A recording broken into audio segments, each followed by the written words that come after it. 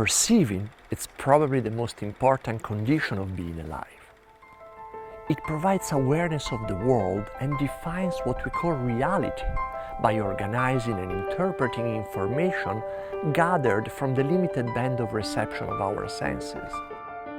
The purpose of our senses has been evolutionary.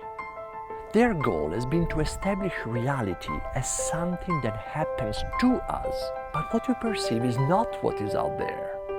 There is no inherent value in the incredibly complex patterns of light that fall into our eyes, and yet we see coherent forms and motions, enabling us to survive by distinguishing between a flower and a truck running towards us full speed.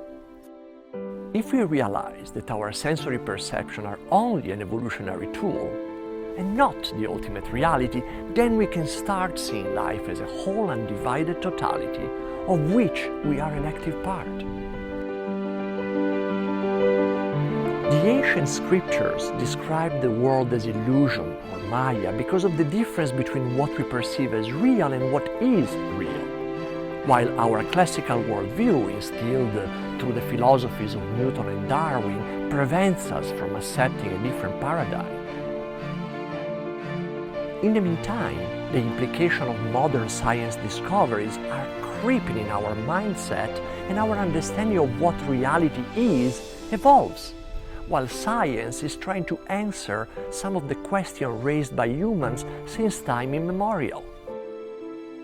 As the quantum physicist David Bohm said, the attempt to live according to the notion that the fragments are really separate is in essence what has led us to the growing series of extremely urgent crises that is confronting us today.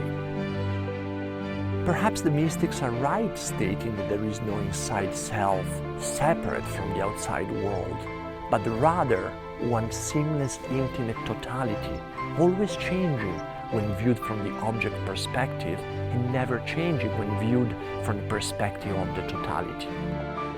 There is no outside world, there are no others. We are complex living systems, part of each other and the larger world we inhabit. The world is in me as much as I am in the world.